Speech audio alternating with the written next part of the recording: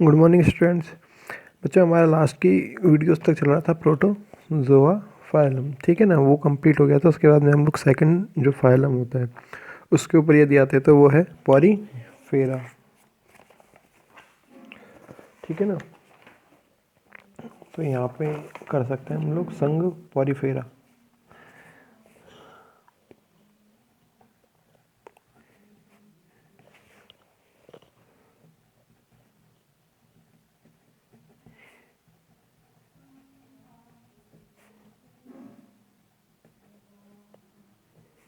Phylum Porifera, ठीक है ना। सबसे पहले तो इसके नाम को देखा जाए। ये जो पॉरीफेरा जो वर्ड है, पॉरीफेरा जो वर्ड है, ये दो शब्दों से मिलकर बना हुआ है। फर्स्ट शब्द है पॉरी जो है, ये बना हुआ है किससे? पोरस से। पोरस से, ठीक है ना। फेरा जो है, ठीक है ना, ये फेरा ही है। लैटिन लैंग्वेज की भी क्या है? पोरस और फेरा वर्ल्ड है। पोरस को यदि देखा जाए तो इसका मतलब होता है पोर। फेरा का मतलब होता है टू बियर, ठीक है ना। पोर को हिंदी में हम लोग बोलते हैं छिद्र। पोर को हम लोग हिंदी में बोलते हैं छिद्र। टू बियर का मतलब है रखने वाला, ठीक है ना। तो पॉरीफेरा का मतलब क्या हो जाएगा यहाँ पे?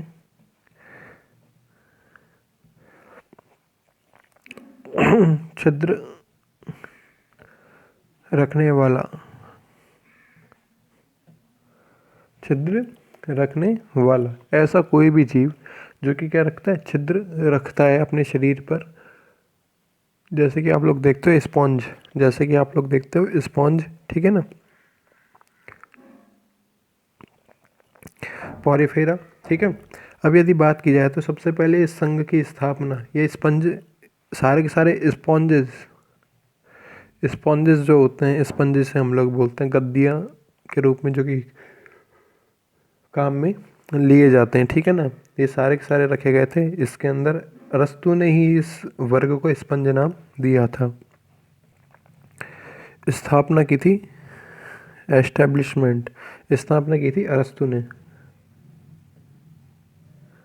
अरस्तु ने स्पंज नाम दिया, ठीक है ना। अरस्तु ने क्या किया था? स्पंज नाम, स्पंज नाम दिया था। इसमें तीन प्रकार का क्या पाया जाएगा? जल संवहन तंत्र, वाटर वेस्कुलर सिस्टम। एक होता है एस्कॉन टाइप का, एक होता है साइकोन टाइप का, एक होता है ल्यूकॉन टाइप का। ये हम लोग आगे देख लेंगे। पहले इसको एक बार इसके जो जनरल कैरेक्टर्स होते हैं, जो सामान्य लक्षणों की हम लोग बात करते हैं पॉरीफेरा के।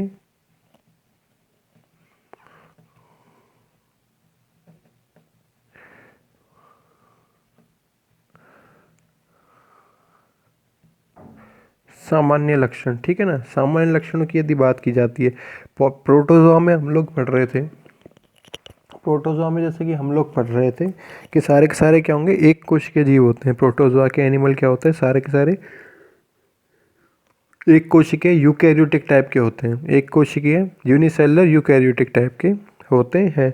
यहाँ पर यदि बात की जाएगी पॉरीफेरा से, अब पॉरीफेरा के और पॉरीफेरा से आगे के जितने भी एनिमल्स होंगे, ये सारे के सारे क्या होंगे? मल्टी सेलुलर होंगे, मतलब बहु कोशिकीय होंगे, ठीक है ना। और साथ ही साथ यूकैरियोटिक तो पाए ही जाएंगे, ठीक है ना। तो सबसे पहले इसको यही कह सकते हैं, सरलतम सरलतम बहुकोशिकीय जीव, सिंपल मल्टी सेलुलर ऑर्गेनिजम्स, ठीक है ना। क्योंकि सिंपल इसलिए बोला है क्योंकि इससे पहले तक हम जितने भी जीवों को पढ़ा हुआ है हमने प्रोटोजोआ के अंदर, वो सारे के सारे एक कोशिकीय थे। यहीं से क्या हुआ था? बहुकोशिकीय संरचना का, बहुकोशिकीय जीवों का प्रारंभ हुआ, ठीक है ना। यदि इनकी सम्मिति की बात की जाए तो अधिकांश सदस्य क्या होते हैं? असम्मित प्रकार के होते हैं। अधिकांश सदस्य क्या होंगे? असम्मित प्रकार के होंगे। स्पंजों के अधिकांश सदस्य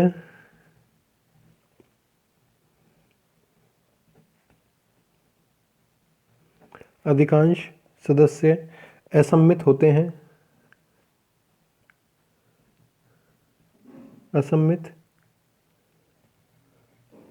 हैं, ठीक है ना। और मोस्टली ज़्यादातर और जो कुछ प्रदर्शित करेंगे वो रेडियल सिमेट्री, अरीय असम्मिति प्रदर्शित करेंगे। शरीर पर क्या पाए जाएंगे? अनेक प्रकार के छिद्र पाए जाएंगे। आपने स्पंज को देखा भी होगा कई बार, गद्दियों में, सोफ़ा गद्दियों में, और भी गाड़ियों की जो सीट्स होती हैं उनमें पाए जाते हैं, ठीक है ना। जिस पे क्या होते हैं? अनेक छिद्र पाए जाते हैं। ये जो छिद्र पाए जाते हैं, इन छिद्रों को हम लोग बोलते हैं ऑस्टिया। इन छिद्रों को हम लोग क्या बोलते हैं? ऑस्टिया बोलते हैं। एक छिद्र को ऑस्टिया बोलते हैं, ये जो इसका सिंगुलर वर्ड है, मतलब एक वचन। अगर बहुवचन की बात की जाए, मतलब सारे छिद्रों की यदि बात की जाए, तो इनको बोलते हैं हम लोग ऑस्टियम, ठीक है ना। और जिस छिद्र के द्वारा पूरा का पूरा जल सतह से बाहर निकल जाता है, उसे हम लोग बोलते हैं ऑस्क्यूलम। ये अभी पूरा का पूरा मैं स्ट्रक्चर की सहायता से आपको समझा दूंगा। हमने बात की है इस प्रकार से।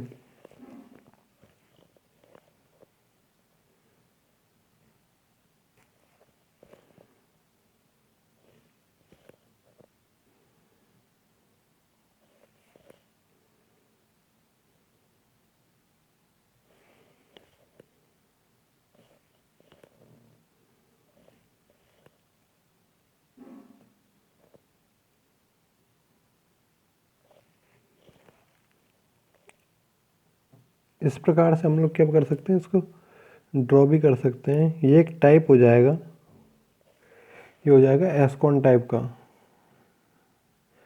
समझाने के लिए मैं अभी आपको सारे के सारे टर्मिनोलॉजी इसको एक डायग्राम के रूप में शो कर रहा हूँ। ये क्या है? ऊपर की तरफ मेन छिद्र पाया जा रहा है, इसका मुख्य छिद्र पाया जा रहा है। यहाँ पर अनेक प्रकार के शरीर के अंदर छिद्र पाए जा रहे हैं, ठीक है ना। जिनसे क्या होता है? वाटर आता है। जिनसे क्या होगा? वाटर इन कर लेता हूँ मैं, इनटेक कर लेता हूँ, कोई दिक्कत नहीं है, ठीक है ना। ठीक है ना। इन छिद्रों को हम लोग, ये जितने भी छिद्र हैं, इन्हें हम लोग बोलते हैं, एक छिद्र को हम लोग बोलते हैं ऑस्टिया, ठीक है ना। ऑस्टिया बोलते हैं। इन सबको यदि बोला जाए तो इनको बोलते हैं ऑस्टियम। इन छिद्रों को हम लोग बोलते हैं, सबको यदि बोल जाए, एक छिद्र की यदि बात करेंगे तो हम लोग बोलेंगे ऑस्टिया। यदि इन सब छिद्रों की बात करेंगे तो इसको बोलेंगे ऑस्टियम। अब क्या होगा? जितना भी वाटर आया इनसे, इन छिद्रों के द्वारा जितना भी जल इसके स्पंज के शरीर में प्रवेश किया, वो एक मुख्य छिद्र जो कि ये बड़ा वाला है, इसके द्वारा बॉडी से क्या कर दिया जाएगा? बाहर निकाल दिया जाएगा। इसको हम लोग बोलेंगे ऑस्क्यूलम। इसको हम लोग बोलेंगे ऑस्क्यूलम, ठीक है ना। ये था ऑस्टिया,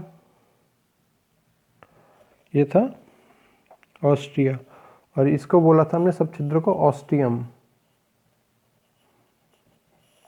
ठीक है ना। ये कोई एक तरीका है। और ये जो इस प्रकार से क्या होता है? जल जो आएगा शरीर के अंदर आएगा, ये कहलाएगा जल संवहन तंत्र, वाटर वैस्कुलर सिस्टम। ये क्या कहलाएगा? वाटर वैस्कुलर सिस्टम कहलाएगा, ठीक है ना। तो इसको इस प्रकार से लिख सकते थे हम लोग। शरीर पर अनेक छिद्र पाए जाते हैं, शरीर पर अनेक छिद्र पाए जाते हैं। अभी भी किसी का क्वेश्चन उठ रहा होगा कि ये जल आया तो आया क्यों, ठीक है ना। इसका क्या कारण था? कारण यही था, जितना भी जल आएगा, जल की धाराओं के साथ इसके शरीर में जल प्रवेश करेगा, उसके जल के साथ साथ ही कुछ सूक्ष्म जीव जो होंगे इसके शरीर के अंदर प्रवेश कर जाएंगे। कुछ माइक्रो ऑर्गेनिजम्स जो होंगे वो इसके शरीर के अंदर प्रवेश कर जाएंगे, जिससे कि इसका जो तंत्र है, ठीक है ना, डाइजेस्टिव सिस्टम है, कुछ बिल्कुल लोअर टाइप का क्या पाया जाएगा? इसमें डाइजेस्टिव सिस्टम पाया जाएगा, ठीक है ना। डाइजेस्टिव सिस्टम बिल्कुल लोअर टाइप का पाया जाएगा, जो कि है कोई भी सूक्ष्म जीव आएगा उसको रप्चर करेगा, उसी से न्यूट्रिएंट्स प्राप्त करेगा। और जितना भी एक्सक्रीटरी प्रोडक्ट बना था, मतलब उत्सर्जी पदार्थ बने थे, वेस्ट प्रोडक्ट जो बने थे, ठीक है ना, अपशिष्ट पदार्थ बने थे, वो इस छिद्र के द्वारा वापस से जैसे जल के साथ आए थे उसी प्रकार से जल के साथ बाहर निकाल दिए जाएंगे। मतलब कुछ वेल डेवलप्ड टाइप का, सुविकसित प्रकार का इसमें उत्सर्जन तंत्र नहीं पाया जाएगा, ठीक है ना, सुविकसित प्रकार का उत्सर्जन तंत्र नहीं पाया जाएगा। ओके, तो ये छोटी सी बात हो जाती है। शरीर पर अनेक छिद्र पाए जाते हैं जिन्हें जिन्हें ऑस्टिया, या दोनों वर्ड लिख रहा हूँ, ऑस्टियम ऑस्टियम कहते हैं, ठीक है ना। प्रत्येक ऑस्टियम से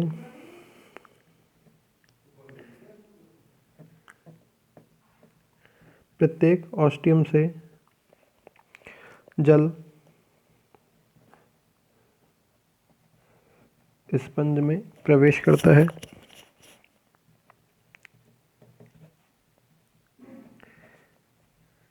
स्पंज में प्रवेश करता है तथा एक जल प्रवाह तंत्र, वाटर वैस्कुलर सिस्टम से होता हुआ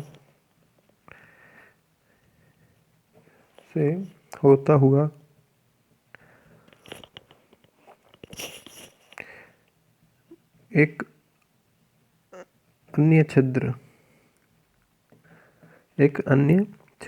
ऑस्कुलम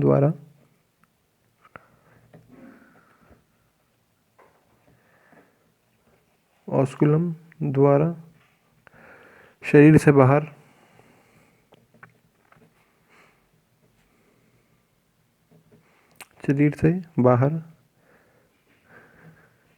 निकाल दिया जाता है। शरीर से बाहर निकाल दिया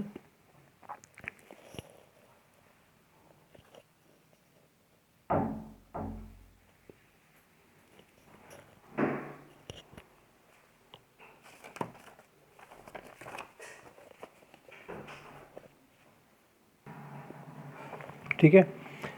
अब यदि बात की जाए कि इनका जो बॉडी ऑर्गेनाइजेशन है किस प्रकार का, कोशिकीय संगठन किस प्रकार का और शारीरिक संगठन किस प्रकार का हो, इसमें हमने बात की किसी भी प्रकार के क्या है, ऊतक नहीं पाए जाते, अंग नहीं पाए जाते और तंत्र नहीं पाए जाते, इसलिए तंत्र टाइप का भी नहीं होगा, अंग ऑर्गन टाइप का भी नहीं पाया जाता।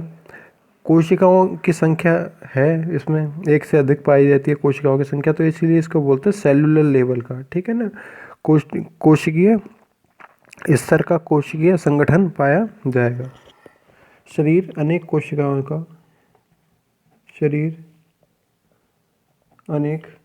कोशिकाओं का बना होता है।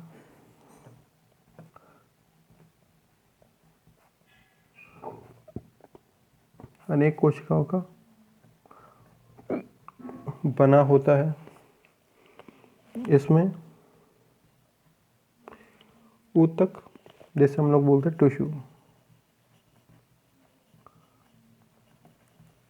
टिश्यू, अंग, ऑर्गन या तंत्र नहीं पाए जाते हैं, ठीक है ना। पॉलीफेरा में कोशिकीय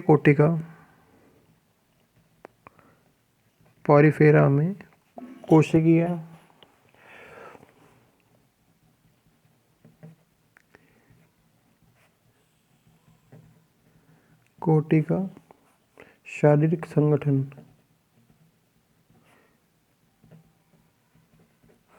सेलुलर लेवल ऑफ बॉडी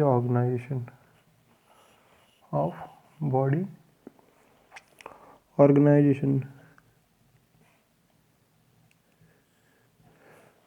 कोशिकीय कोटि का शारीरिक संगठन पाया जाता है,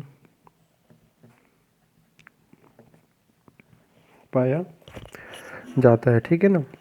साथ ही साथ कोशिकाओं में विभेदन की और डिपेंडेंस की, निर्भरता की क्षमता जो है वो क्या होती है, अद्भुत पाई जाती है। और पुनरुद्भवन की, मतलब कोई अंग क्षतिग्रस्त हो जाता है, कोई कोशिका क्षतिग्रस्त हो जाती है तो उसके स्थान पर नई कोशिका का निर्माण किया जा सकता है। ठीक है ना। बाकी हम लोग देखेंगे नेक्स्ट वीडियो में। Thank you.